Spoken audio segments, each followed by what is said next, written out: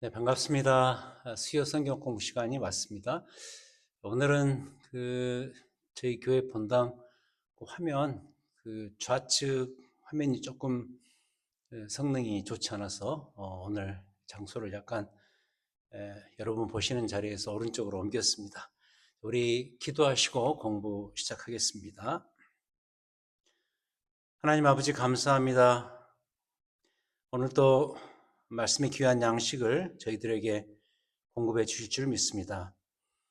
주의 말씀 받고 또 우리의 삶의 본분을 다시 한번 모색해보고 또 우리의 삶을 주 앞에 세울 수 있는 축복의 귀한 말씀 공부의 시간 될 수 있도록 인도해 주시옵소서. 주의 성령께서 우리의 생각과 우리의 마음을 인도하시고 주장하여 주시옵소서. 예수 그리스도의 이름으로 기도드립니다. 아멘. 자, 우리가 오늘은 사도행전 두 번째 시간인데, 이제 오순절 성령 강림 이 사건에 대해서 우리가 공부를 하겠습니다. 먼저 사도행전 1장 8절을 보겠습니다. 오늘은 사도행전 2장을 중심으로 여러 곳을 우리가 살펴보겠는데, 성경을 앞에 펴놓으시고 주로 2장 본문 되겠습니다. 신약성경 187페이지. 먼저 1장 8절을 보겠습니다. 우리 잘 아는 구절이죠. 오직 성령이 너희에게 임하시면 너희가 권능을 받고 예루살렘과 온 유대와 사마리아와 땅끝까지 이르러 내 증인이 되리라. 이 구절은 사도행전 그 전체를 대변하는 대표적인 구절이고, 특히 이제 예수님께서 부활하시고 승천하시기 직전에 제자들에게 직접 하신 말씀이죠. 이 중요한 구절 안에는 두 개의 팩트가 있는데, 하나는 그 앞부분입니다. 성령이 너희에게 임할 것이다. 곧 성령이 너희에게 임할 것이다. 그리고 이제 두 번째는 그렇게 된 다음에는 너희가 나의 증인이 될 것이다. 이번 우리 사도행전의 사도행전을 이해하는 데서 제일 중요한 키워드라 그랬죠. 증인. 성령이 임할 것이고, 그리고 그 이후에는 나의 증인이 될 것이다. 이 두 개의 팩트가 이 구절 안에 담겨져 있습니다. 그렇다면 이제 오늘 공부는 이 두 개 중에서 첫 번째, 성령의 오심에 대한 공부가 되겠습니다. 자, 오늘 우리가 이제 주로 살필 부분은 사도행전 2장인데, 좀 길기는 하지만, 그래도 중요하니까 읽어보도록 하겠습니다. 2장 1절부터 13절, 사도행전 2장 1절부터 13절. 제가 읽겠습니다. 잘 보시기 바랍니다. 어떤 사건이 벌어졌고 어떤 의미가 있을까, 이제 이런 것을 우리가 한번 기대하고 찾아보는 그런 마음으로 읽겠습니다. 자, 2장 1절. 오순절 날이 이름에 그들이 다 같이 한 곳에 모였더니 호련히 하늘로부터 급하고 강한 바람 같은 소리가 있어 그들이 앉은 온 집에 가득하며 마치 불의 혀처럼 갈라지는 것들이 그들에게 보여 각 사람 위에 하나씩 임하여 있더니 그들이 다 성령의 충만함을 받고 성령이 말하게 하심을 따라 다른 언어들로 말하기를 시작하니라. 그때 경건한 유대인들이 천하 각국으로부터 와서 예루살렘에 머물러 있더니 이 소리가 나매 큰 무리가 모여 각각 자기의 방언으로 제자들이 말하는 것을 듣고 소동하여 다 놀라 신기하게 여겨 이르되 보라, 이 말하는 사람이 다 갈릴리 사람이 아니냐? 우리 각 사람이 난곳 방언으로 듣게 되는 것이 어찌 됨이냐? 우리는 바데인과 메데인과 엘람인과 또 메소보다미아, 유대와 갑바도기아, 본도와 아시와 부르기아와 밤빌리아, 애굽과 및 구레네에 가까운 리비아 여러 지방에 사는 사람들과 로마로부터 온 나그네 곧 유대인과 유대교에 들어온 사람들과 그레데인과 아라비아인들이라. 자, 우리가 다 우리의 각 언어로 하나님의 큰 일을 말함을 듣는도다 하고 다 놀라며 당황하여 서로 이르되 이 어찌된 일이냐 하며 또 어떤 이들은 조롱하여 이르되 그들이 세술에 취하였다 하더라. 이 구절 이 내용을 우리가 이제 기억한 상태에서 오늘 이 공부를 해야 되는데 크게 오늘 이 공부의 핵심은 여기 있습니다. 이 사건, 이 부분이 갖는 사건이 갖고 있는 구원 역사적 의미가 뭔가. 성경은 하나의 기나긴 구원 역사로 봐야 되는데 그 구원 역사 속에서 이 오순절 성령 강림 사건이 어떤 의미를 지니고 있는가 이걸 살피는 날이거든요. 다음 세 가지로 설명해 드리겠습니다. 미리 말씀드리지만 오늘 이 공부는 상당히 중요하니까 좀 잘 들으시고 여러분 이 성경 이해에 많은 도움이 되었으면 합니다. 자, 먼저 첫 번째로 오순절 성령 강림 사건이 갖고 있는 참 중요한 의미가 하나 있는데 그건 이미 그러나 아직의 정확한 시작 시점이다. 이렇게 말씀드릴 수 있어요. 자, 이미 그러나 아직 이건 지난번 복음서 공부할 때 제가 마지막 지점에서 아주 강조했던 중요한 개념이죠. 그러니까 예수 그리스도의 오심으로 말미암아 이미 하나님의 나라가 시작됐죠. 구원이 드디어 우리의 인생 가운데 도착하게 되었죠. 이미 구원은 그때 완성이 됐습니다. 하지만 아직 그리스도의 재림 때까지는 이미 얻은 이 구원을 누리고 다시 오실 예수 그리스도, 그래서 100% 순도백으로 완성될 그 구원을 여전히 기다리면서 긴장과 소망 가운데 살아가야 되는 아직이 남아있다는 것이죠. 이게 이제 우리가 살고 있는 지금 신약 시대거든요.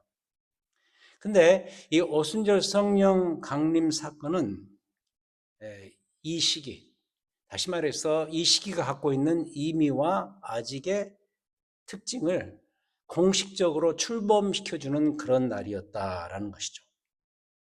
자, 그렇다면 이 오순절 성령 강림 사건 이 순간이 그런 날이었다고 말할 수 있는 근거가 있어야 되죠. 자, 그 근거가 바로 그 뒤로 이어지는 사도 베드로의 설교입니다.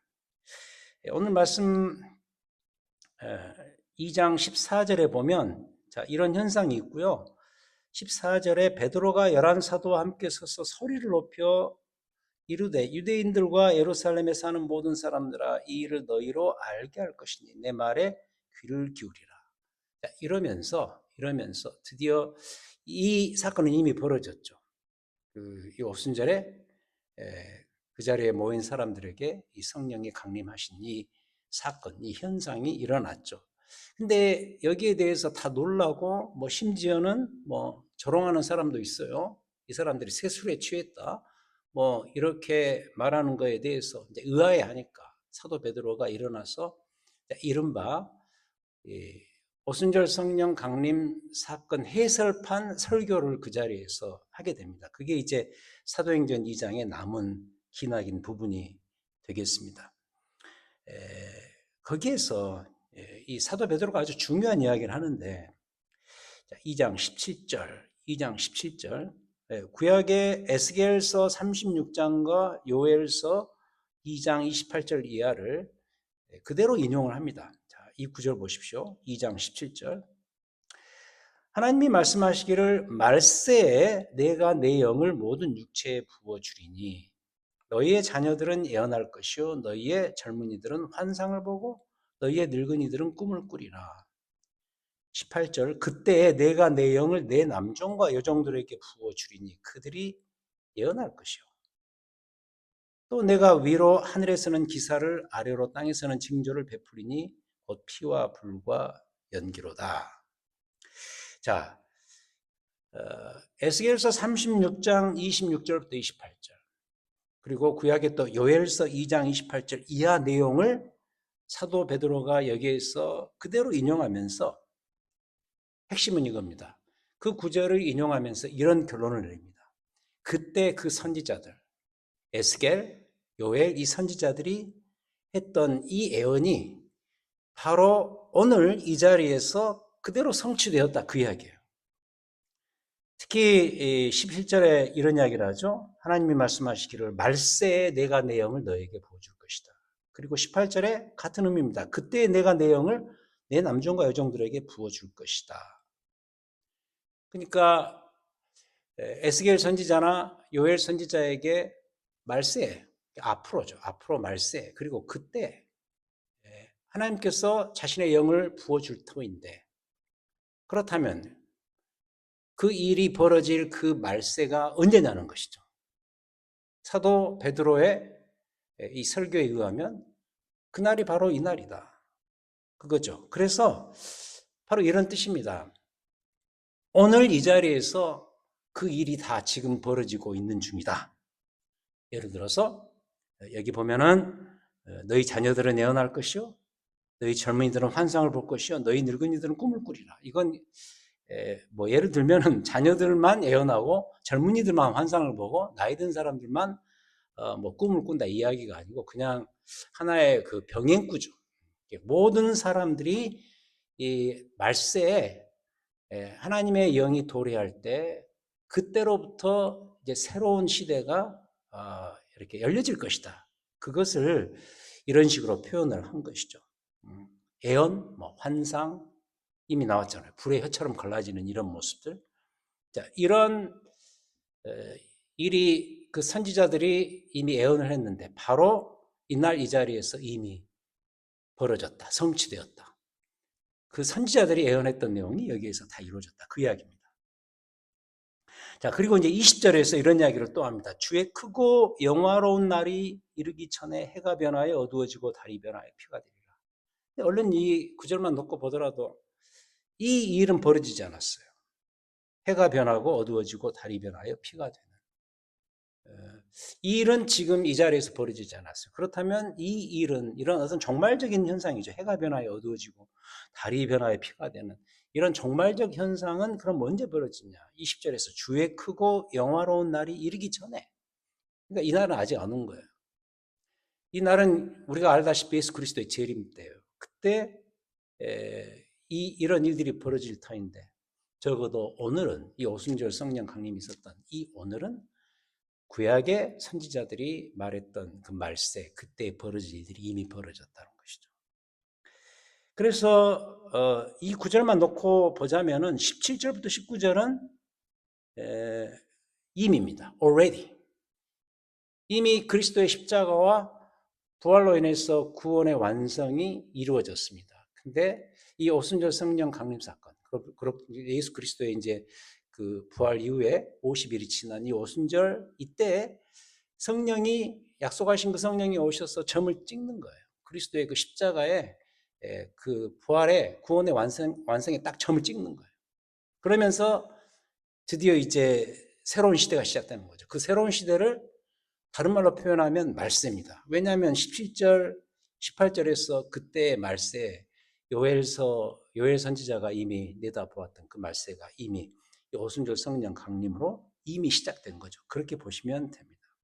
그래서 17절부터 19절은 바로 이미고 이미 20절 주의 크고 영화로운 날은 그리스도의 재림 이렇게 보시면 됩니다. 아직이죠.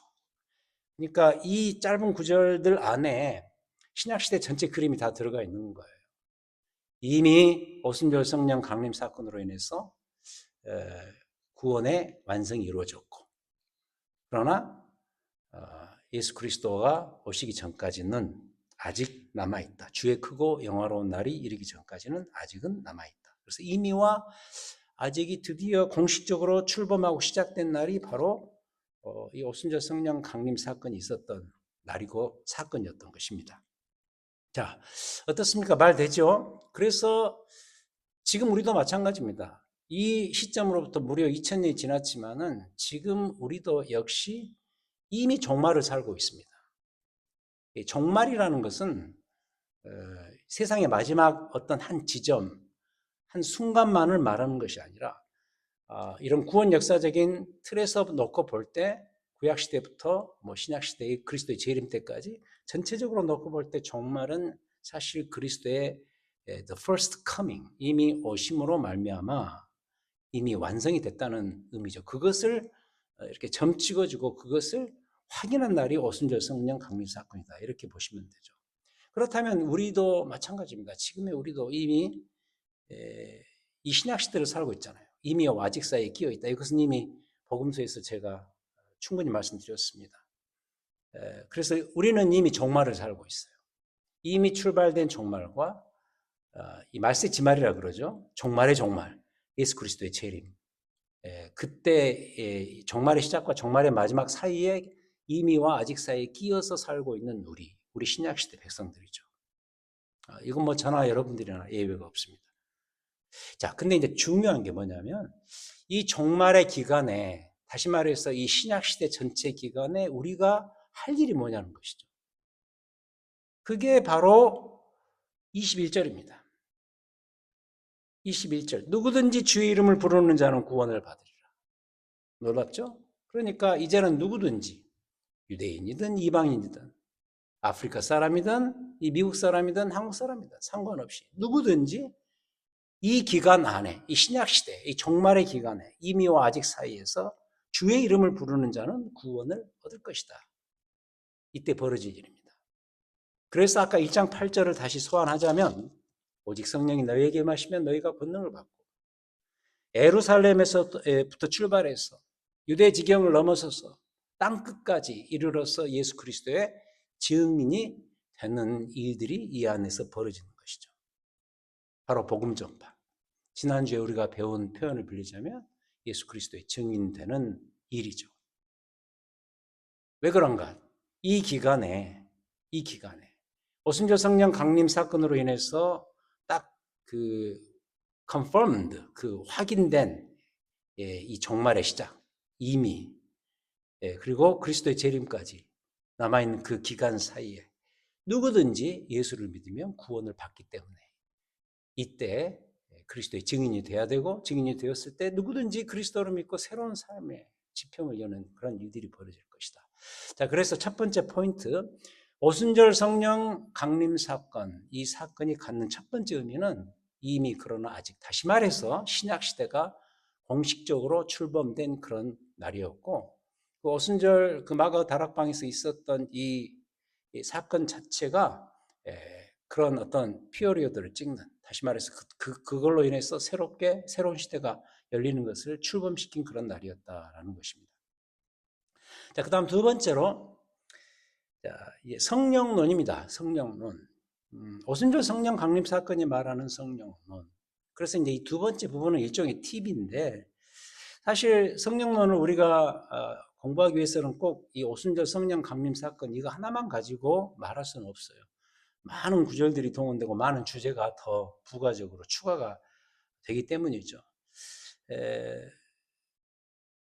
그래서 이제 기왕이면 성령이 드디어 강림하셨으니까 이 교회에 이 성령론을 우리가 좀 개괄적으로 살펴보는 것도 도움이 되리라고 봅니다. 왜냐하면 뭐 우리가 경험하다시피 이 교회 생활, 신앙 생활에 이 성령론은 정말 중요하지 않습니까?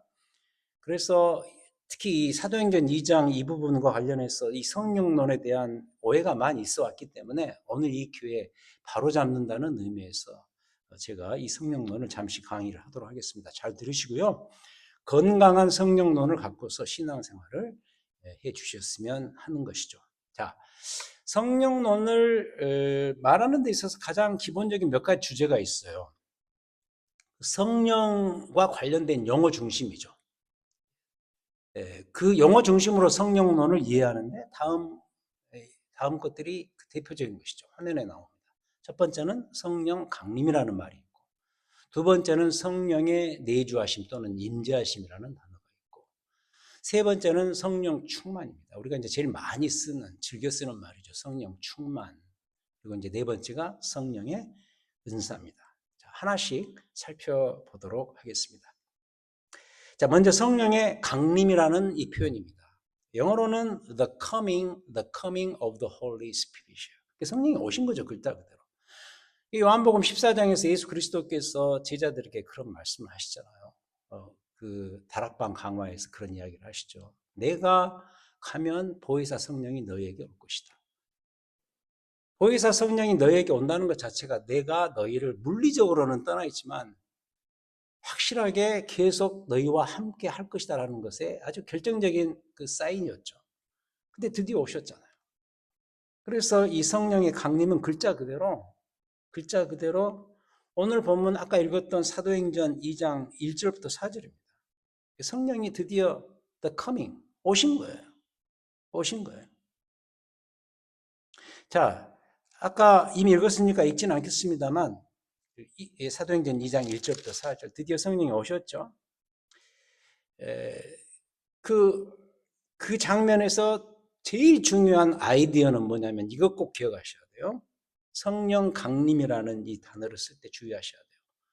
성령의 오심, 성령의 강림은 단회적 사건이었다.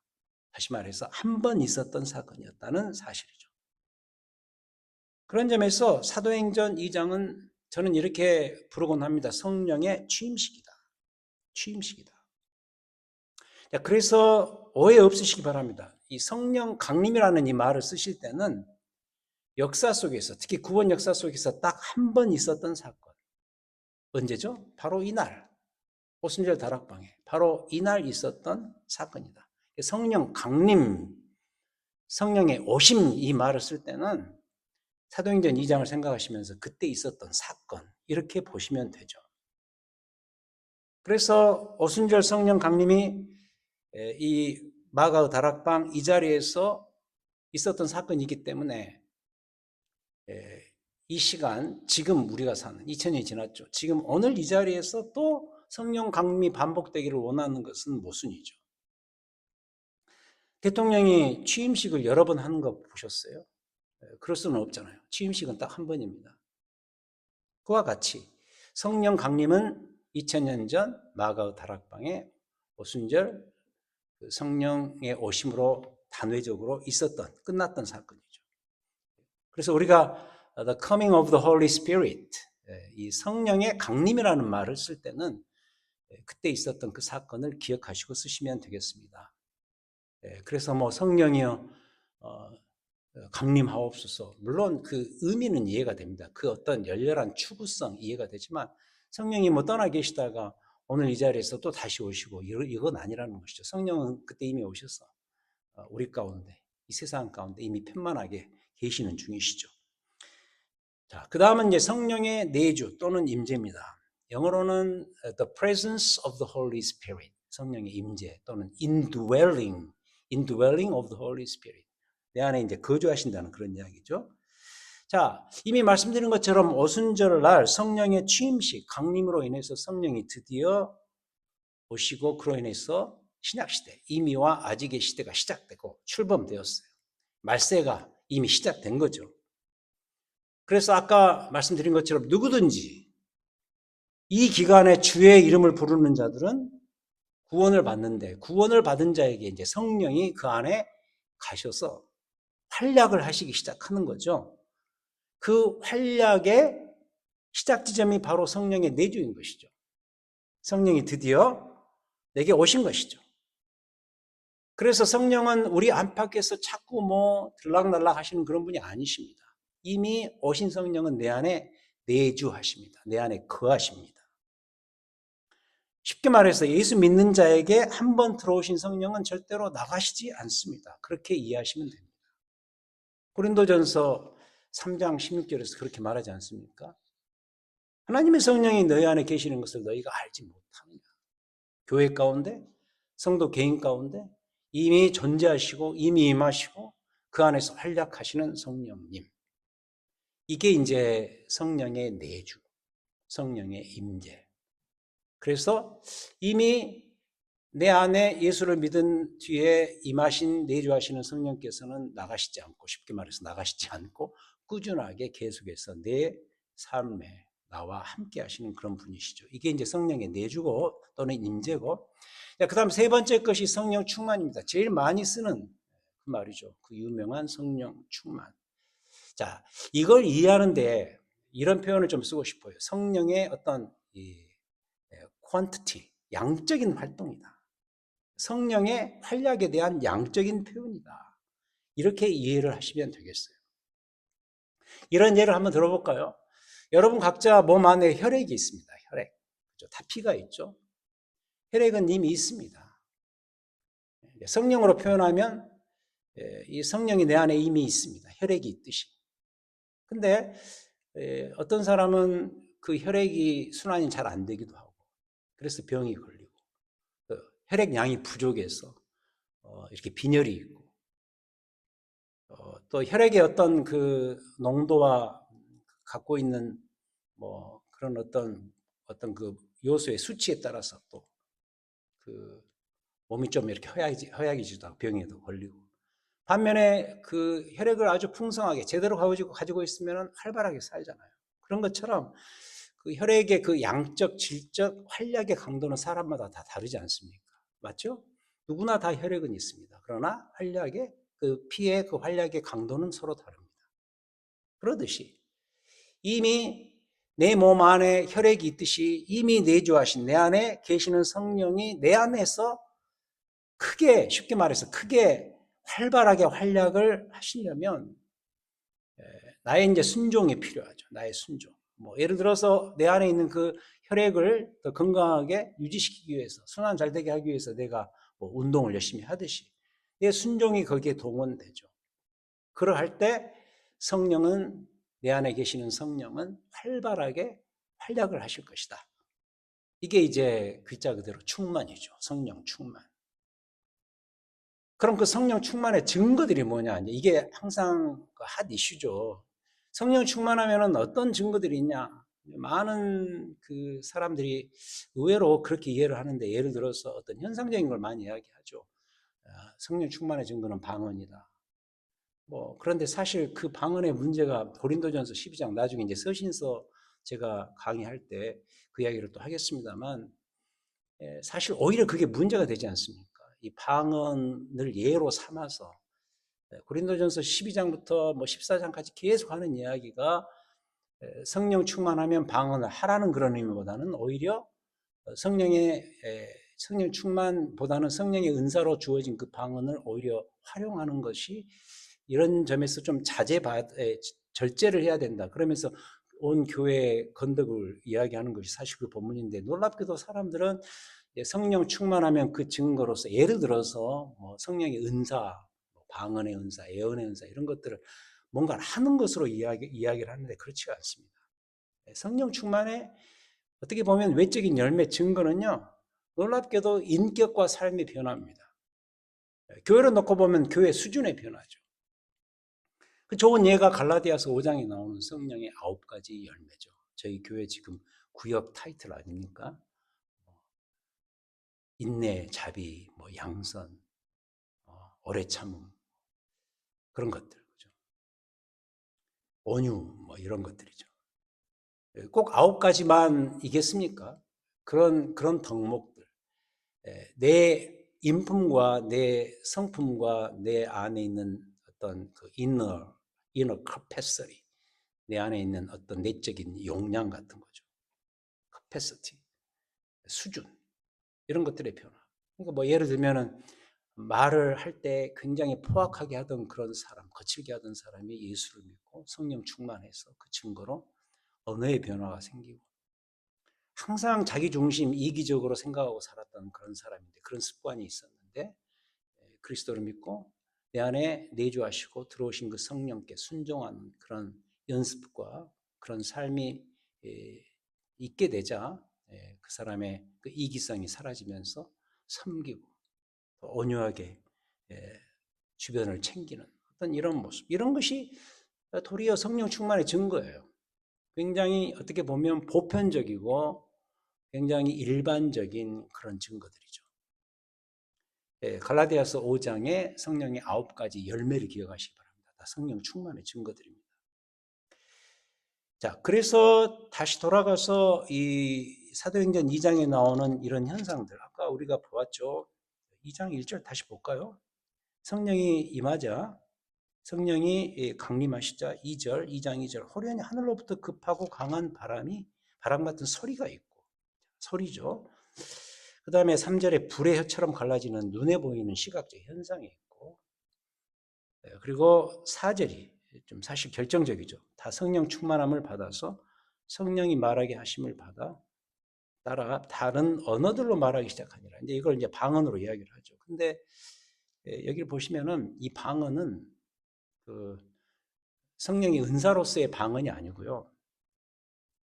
그 자기 지방 언어입니다. 그러니까 여기 보면은 뭐 여러 지역에서 온 그 디아스포라 흩어진 유대인들 아닙니까? 그 내용이 나오죠. 구절 바데인, 메데인, 엘라민. 그러니까 쉽게 말하면 이민 가서 그 나라에 살다 보니까 언어를 다 잃어버렸어요. 근데 이 자리에서 언어가 통일되는 거예요. 다 따로 말하는데 다 그 난고 방언으로 들리는 거예요. 언어가 통일되는 것이죠. 그 방언이에요. 그 자기 살던 그 지방의 언어예요. 그러니까 우리가 흔히 생각하는 성령의 그 은사로서의 그 방언과 다른 겁니다. 근데 우리가 많이 오해를 하죠. 이 사도행전 2장에 이런 내용이 나오지 않았냐. 그래서 성령이 충만하고 성령이 강림하고 이 자리에 임하면 우리 다 방언한다. 이렇게 말할 수는 없다는 것이죠. 그래서 2장에 나오는 이런 현상들, 성령 충만의 당연한 결과는 결코 아닙니다. 불이 내린다든지 불의 현상을 본다든지 바람 소리를 듣는다든지 뭐 우리가 생각하는 그 방언을 한다든지 이것은 성령 충만의 당연한 결과는 아니고 도리어 보편적인 그런 인품의 변화, 우리 삶의 성품의 변화. 이게 이제 사실 성령 충만의 열매라는 것을 우리가 기억을 해야 되겠습니다. 자, 마지막으로 성령의 은사입니다. 은사. 이건 역시 굉장히 중요한 주제죠. 그리고 굉장히 우리 교회 안에서 많이 떠도는 그런 주제입니다. 미리 말씀드리지만 내년 봄학기 때 제가 서신서를 이야기하면서 공부하면서 그때 더 깊이 다루도록 하겠습니다. 자, 이 성령의 은사를 말하면서 아주 간단히 말하자면 이겁니다. 이제 그때 가서 자세히 설명드리겠지만 간단히 말하자면 두 개로 딱 요약해서 말씀드릴 수 있는데 이 성령의 은사라는 것은요. 쉽게 말하면 이 두 가지 때문입니다. 하나님 마음대로입니다.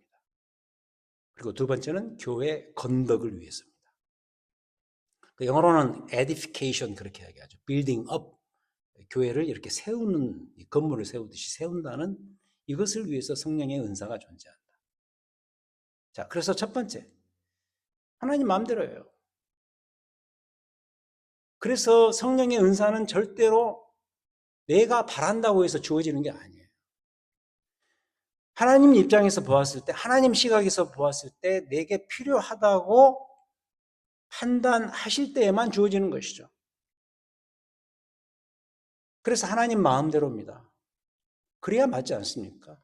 임파테이션이라는 그런 말을 쓰죠. 성령의 어떤 분배, 성령의 은사를 분배하는데 그게 하나님으로부터 오는 거 아닙니까? 필요에 맞게 하나님 마음대로 우리가 뭐 나눠주고 그런 거 아니죠. 자, 첫 번째, 그래서 성령의 은사를 생각할 때는 항상 하나님 주관적인 판단에 달려있다는 거예요. 두 번째는 뭐냐? 그런 점에서 이 성령의 은사는 선교적이어야 돼요. 선교적인 이벤트가 뭐냐? 바로 성령의 은사가 주어지는 일들이에요. 어떤 의미에서 그런가?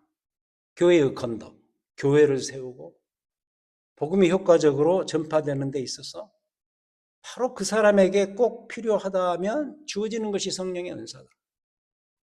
복음이 전파되기 위해서 예를 들어서 하나님께서 빌리 그레엄 목사님을 대중 집회의 설교자로서 세우신 것이죠. 그 은사를 그분에게 주신 것이죠. 반대로 저 같은 이 김성 목사는 하나님 말씀을 이런 컬러로 이런 모양으로 이렇게 잘 가르치라고 로컬 처치, 이 지역교회에 저를 두신 것이죠. 목표는 하나입니다. 하나님의 입장에서 복음이 효과적으로 전파되고 그로 인해서 교회가 건강하게 세워지는 데 있어서 그 사람에게 그것이 필요하다면 하나님 마음대로 주는 것이죠. 이 고린도전서 12장부터 14장이 이 성령의 은사에 대한 이야기가 많이 나오지 않습니까? 굉장히 중요한 성경 본문인데요. 그때 가서 이제 보도록 하겠습니다만 결론은 이겁니다. 만약 이런 것들을 해친다면 이런 생각을 해봐요. 도리어 하나님은 언제든지 그것을 거둬가신다는 것이죠. 교회의 건덕과 교회를 올바로 세우는 데 있어서 이젠 이 사람 됐다. 더 이상 필요 없다. 그럼 거듭하실 수 있는 것이죠. 중요한 것은 포인트가 뭐냐면 하나님 관점에서, 하나님 마음대로죠. 하나님 관점에서 이 교회가 건강하게 세워져 가고 복음 전파가 이 교회를 통해서 효과적으로 드러나는 데 있어서 하나님 입장에서 각자에게 필요하다고 보여지시면은 그 사람에게 그런 은사를 주시는 것이죠. 그게 뭐가 됐든 간에. 심지어는 방언 통역도 마찬가지고 예언도 그렇고, 그리고 뭐 우리가 가지고 있는 일반적인 은사들, 어떤 분은 참 잘 섬기잖아요. 잘 섬기는 은사가 있다든지, 뭐 저처럼 말씀을 이렇게 가르치는 은사가 있다든지, 어떤 분은 또 이렇게 기도에 있는 거단 말이죠. 항상 기도를 통해서 성도들을 섬기는 그런 일들 하잖아요. 다 결론은 뭐냐? 이 성령의 은사 문제에 왔을 때는 두 가지 꼭 기억하십시오. 하나님 마음대로고, 그다음 두 번째 교회의 건덕을 위해서만 이 성령의 은사를 쓰게 하신다. 그래서 이제 이 성령론은 어떤 의미에서 교회론과 굉장히 밀접한 관련이 있습니다. 교회론을 전제한 상태에서 성령론을 이해하셔야지, 안 그러면은 많은 오해가 생기죠. 자, 이게 이제 두 번째. 이 문제는 아마 뭐 다음 학기 때 더 많은 이야기를 할 수 있을 것 같습니다. 이게 이제 어떻게 보면 두 번째 이 성령론은 오순절 성령 강림 사건, 이 오순절 성령 강림 사건 자체가 사실 성령론을 이해하는 데 있어서 하나의 중요한 윈도우 같은 역할을 하는데, 여기에서부터 이미 오해를 우리가 하고 있기 때문에 그것을 이렇게 분명히 하기 위해서 더불어서 보너스로, 팁으로 다른 이 성령론에 관련된 이야기들을 했습니다. 자, 아무튼 좀 정리가 되셨을 줄 믿습니다. 이제부터 이런 관점에서 성령론을 이해하시고 건강한 성령 충만의 삶을 살아가시길 바랍니다. 자, 마지막 세 번째는 오순절 성령 강림과 교회의 탄생입니다. 자, 이 사건이 일어난 이유를 잘 보십시오. 사도 베드로가 오순절 성령 강림 이 사건에 대한 해설판 설교를 쫙 하고요. 2장 전체에서. 그 다음에 무슨 일이 벌어졌는가를 보시면 압니다. 37절 보시기 바랍니다. 2장 37절. 자, 설교가 딱 맞춰졌습니다. 2장 37절. 거기 있는 사람들이 이 말을 듣고, 다시 말해서 베드로 설교를 듣고 마음에 찔려서 베드로와 다른 사도들에게 서로 묻습니다. 형제들아, 우리가 어찌할꼬? 베드로가 또 이야기합니다. 너희가 회개하여 각각 예수 그리스도의 이름으로 세례를 받고 죄 사함을 받으라. 그리하면 성령의 선물을 받으리니. 아까 우리 2장 21절에서 이 기간에 누구든지 주의 이름을 부르면 구원을 얻으리라. 이미 이 신약시대 이 말세가 시작되었으니 이 기간에 누구든지 주의 이름을 부르면 구원을 얻는다 그랬는데 그 일이 이 자리에서 이미 벌어지고 있습니다. 38절. 너희가 회개하여 예수 그리스도의 이름으로 세례를 받고 죄 사함을 받으라. 그리하면 성령을 선물로 받을 것이다. 이 약속은 너희와 너희 자녀와 모든 먼 데 사람 곧 주 우리 하나님이 얼마든지 부르시는 자들에게 하신 것이라. 이제 열렸다. 이제 이렇게 뻥 뚫렸다. 어디든 누구든지 이 세상 각 사람에게, 각 민족에게 그리스도의 소식이 들어갔을 때 그것을 받아들이면 누구든지 구원을 얻는다. 그래서 여러 말로 확증하여 권하여 이르되 너희가 이 패역한 세대에서 구원을 받으라. 그래서 그 말을 받은 사람들은 세례를 받고요. 이날의 신도의 수가 3천이나 더했다. 그들이 사도의 가르침을 받아. 이제 거기서 끝난 거 아니에요? 회개하고 세례받고 회개하고 3천이 더해진 이 숫자가 그냥 거기서 끝난 게 아니고, 자, 42절 중요하죠. 그들이 사도의 가르침을 받아 서로 교제하고 떡을 떼며 오로지 기도하기를 힘쓰니라 하면서 43절로 교회가 나옵니다. 교회. 사람마다 두려워하는데 사도들로 말미암아 기사와 표적이 많이 나타나고 물건을 서로 통용하고. 46절. 날마다 마음을 같이하여 성전에 모이기를 힘쓰고 집에서 떡을 떼며 기쁨과 순전한 마음으로 음식을 먹고 하나님을 찬미하며 또 온 백성에게 칭송을 받습니다. 주께서 구원받는 사람을 날마다 더하게 하시니라. 이 구절이 드디어 교회의 탄생입니다. 그래서 이미 그러나 아직인 이 신약 시대가 이 오순절 성령 강림으로 시작되면서 이 지점에서 정말로 중요한 존재 하나가 등장을 하는데, 탄생하는데, 그 이름이 바로 뭐냐? 교회예요, 교회. 우리의 지금 교회의 모체가 되는 그 교회. 오늘 이 본문으로 치면 우리 신약교회의 모체가 되는 예루살렘 교회인 거죠. 교회가 드디어 탄생했습니다. 자, 그런 점에서 오순절 성령 강림의 날은 이렇게 말할 수 있습니다. 신약교회 탄생일. 교회의 그림자요 모형이었던 구약 이스라엘 백성들이 이제는 드디어 교회의 실체로서 완성이 되고 성취되는 날이었다고 말할 수 있겠다. 그죠? 자, 이러하니 자, 돌아갑니다. 결론입니다. 이날 이 사건이 얼마나 중요한 순간이었는가 아셔야 됩니다. 이 세 번째 교회 문제는 다음 주 공부에서도 충분히 다루도록 하겠습니다. 다음 주 공부가 이제 신약 교회의 기초 예루살렘 교회에 대한 설명을 할 것이거든요. 그래서 다음 주 그리고 더 이어지는 사도행전 공부에서 이 교회론이 얼마나 중요한 것인가를 이제 배우게 될 터인데 특히 이것만 기억하시면 됩니다. 오순절 성령 강림 사건 이 날은 신약교회 탄생일이다 이렇게 보시면 됩니다. 자, 우리 세 가지 배웠네요. 세 가지. 첫 번째는 이미 그리고 그러나 아직 이 신약 시대가 출범된 날로서의 오순절 성령 강림 사건. 두 번째, 이 성령이 강림하신 날. 성령론에 대해서 우리가 더 확대해서 배웠습니다만 성령께서 약속대로 드디어 강림하신 날. 그리고 새 시대가 열리죠. 그래서 이 시대에 누구든지 그리스도의 이름을 부르면 구원을 얻는 새로운 시대가 출발된 것이죠. 그리고 세 번째는 더불어 신약교회가 탄생한 기념비적인 날이 되겠습니다. 이 찬송 가사를 한번 읽어보고 마치겠습니다. 제가 참 좋아하는 찬송인데요. 교회 탄생일을 기념한다는 의미에서 교회의 참된 터는 우리 주 예수라 600장인데요. 제가 한번 가사를 읽어드리겠습니다. 교회의 참된 터는 우리 주 예수라 그 귀한 말씀 위에 이 교회 세웠네. 주 예수 강림하사 피 흘려 샀으니 땅 위의 모든 교회 주님의 신부라. 온 세계 모든 교회 한 몸을 이루어 한 주님 섬기면서 한 믿음 가지네. 한 이름 찬송하고 한 성경 읽으니 다 같은 소망 품고 늘 은혜 받도다. 다 같은 소망이 뭐죠? 오늘 우리 배웠죠. 오순절 성령 강림 사건으로 인해서 이때부터 주님 오시는 그날까지 누구든지 주의 이름을 부르면 구원을 얻는 이런 일들이 교회를 통해서 벌어질 거 아니겠습니까? 그 구절입니다. 3절 땅 위의 모든 교회 주 안에 있어서 하늘의 성도들과 한 몸을 이루네. 오 주여 복을 주사 저 성도들 같이 우리도 주와 함께 늘 살게 하소서. 맞죠? 아멘입니다.